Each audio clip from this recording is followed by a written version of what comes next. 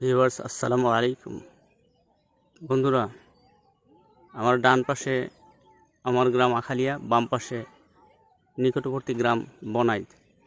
তার মাঝখান দিয়ে একটা চক গেছে, চকের মাঝখান দিয়ে বয়ে গেছে এই স্রোতস্বিনী খাল। বর্ষায় এই খালে প্রচুর স্রোত থাকে এবং অনেক মাছ শিকার করা হয় এই খালে। দেখেন কত সুন্দর এই খালে, কত গোসল করেছি, কত স্মৃতি আছে আমার। বর্ষার মৌসুম শেষে যখন পানি কমে যায়, ঠিক সেই সময়গুলিতে এই খাল থেকে প্রচুর পরিমাণের মাছ ধরেছি। খলসে মাছ, শিং মাছ, বোয়াল মাছ, মাগুর, পুঁটি থেকে শুরু করে আরও বিভিন্ন ধরনের মাছ শিকার করেছি এই খালে। আজ থেকে প্রায় 25 বছর আগের কথা। এই 25 বছর পরে এই খালের দিকে আসলাম। খালের যে পাড়গুলি উঁচু উঁচু পাড় ছিল, সেই পাড় এখন আর নেই।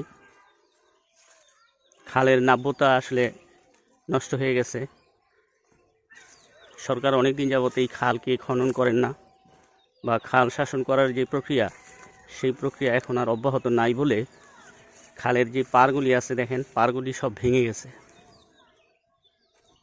কিন্তু খালের যে গভীরতা, এটা কিন্তু এখনও রয়েছে।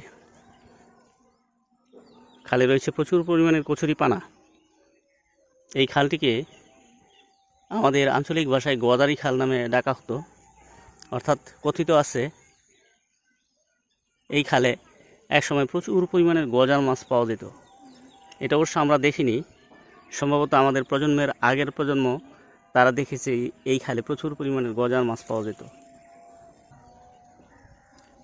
খালের নিকটবর্তী যে বাড়িগুলি এখন দেখা যাচ্ছে, এই বাড়িগুলি একসময় ছিল না।